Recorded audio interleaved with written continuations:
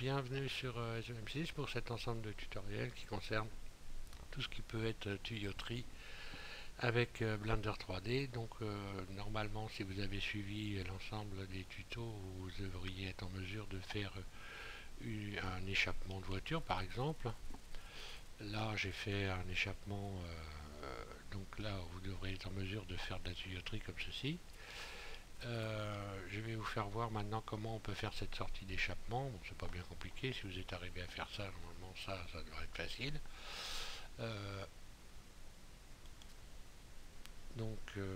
On va faire ça. Vous ajoutez un cylindre et non pas un cercle, comme ceci.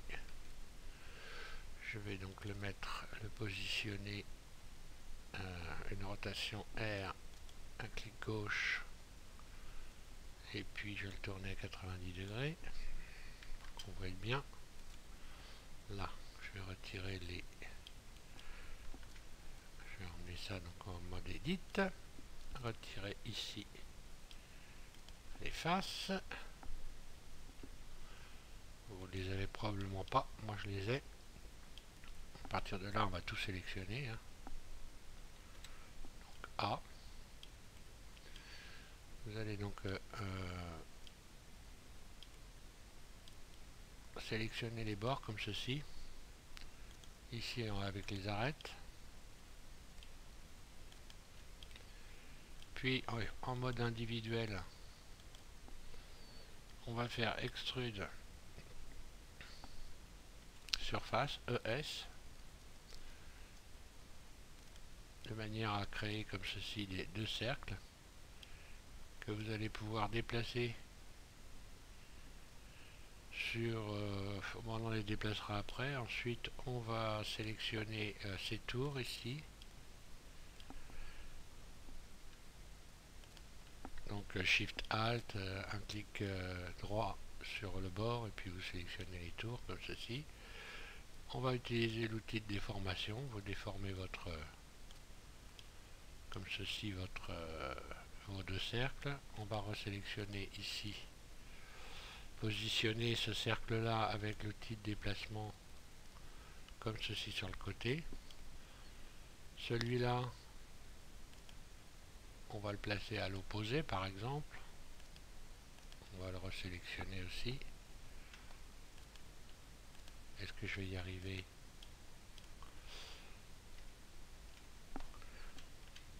Bon, dans ces cas-là, on fait plusieurs fois A. Et donc normalement, là, ça devrait marcher mieux. Donc on va déplacer celui-là à l'opposé. Ensuite, on va rajouter ici un rayon qu'on va ramener comme ceci au bord et qu'on va recentrer pour pouvoir faire des bords. Là, on peut utiliser l'outil de déformation pour créer un bord comme ceci. De l'autre côté, on va faire pareil. Je rajoute un rayon. Puis je vais le recentrer avec l'outil ici de déplacement. Puis ici, l'outil de déformation. À partir de là, on va pouvoir rajouter éventuellement donc un rayon ici et un rayon là.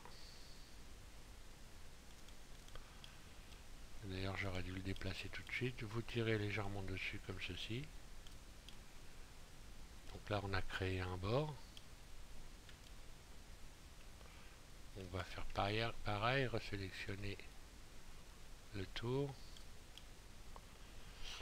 Là, à partir de là, on va pouvoir commencer à rajouter une subdivision de surface. Ce qui nous donne ceci. Donc là, je vais le subdiviser deux fois. Puis l'adoucir. Puis je vais rajouter les rayons ici pour ramener les bords.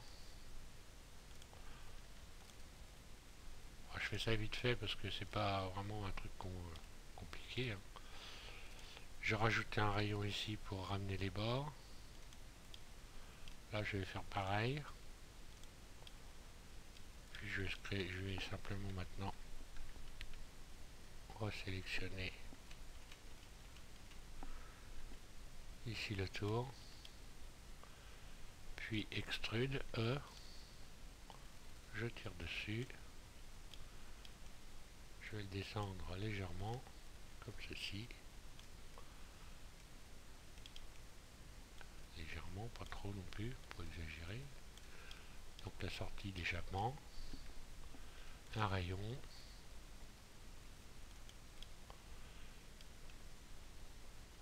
Je fais pareil pour l'autre côté. Donc là évidemment ça va être beaucoup plus grand puisque c'est la partie qui va aller au moteur. Je rajoute un rayon.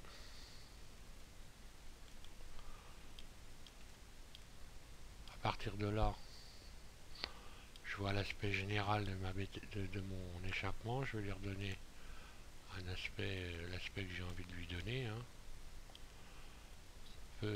Alors évidemment, il ne faut pas faire ça, hein, sinon on déforme le tuyau.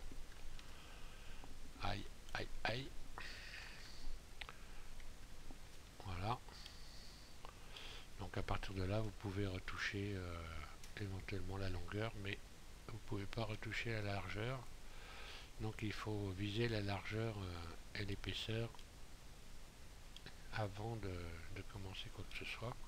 Alors, on peut retoucher, mais bon, ça oblige à recommencer ici, à resélectionner. Donc là, je vais peut-être voir,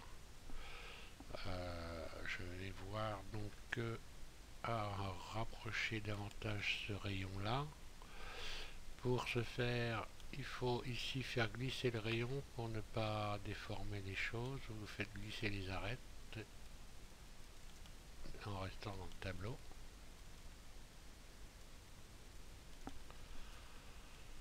Là, je vais pouvoir maintenant mettre un rayon ici. Puis là, je vais faire pareil, un rayon là que je ramène. Un rayon à l'intérieur pour créer ma soudure.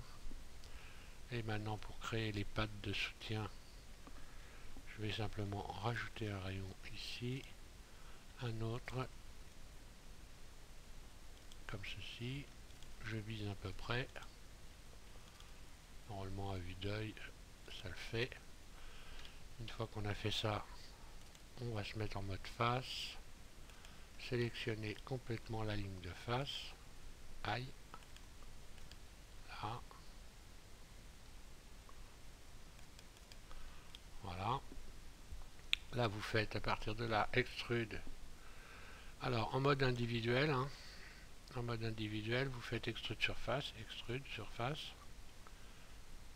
donc très légèrement parce que c'est l'épaisseur, c'est pas non plus que ça soit un truc énorme. Puis on va rajouter les rayons pour démarquer le bord de notre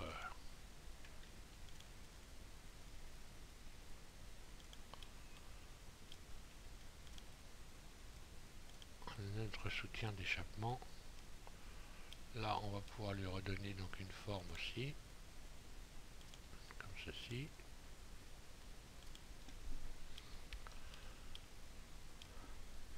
Je rajoute des rayons de chaque côté. Ensuite, je vais mettre dans une vue où je peux...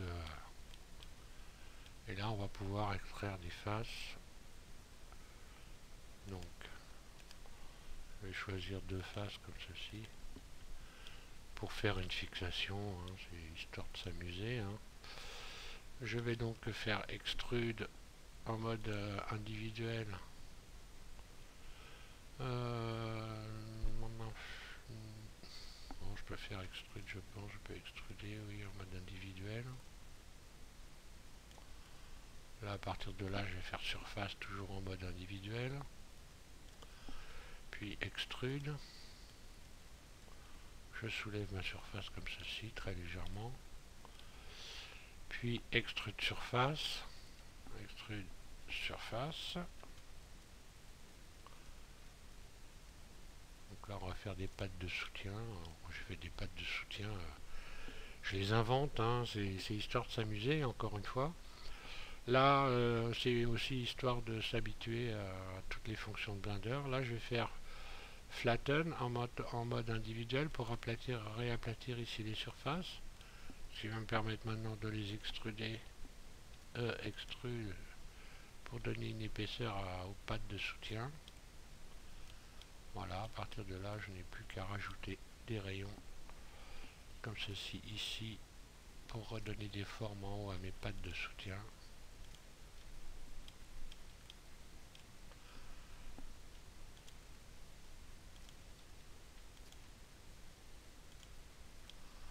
Voilà, là j'ai redonné donc une forme comme ceci.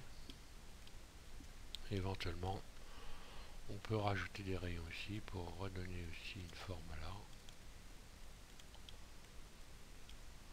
Au choix.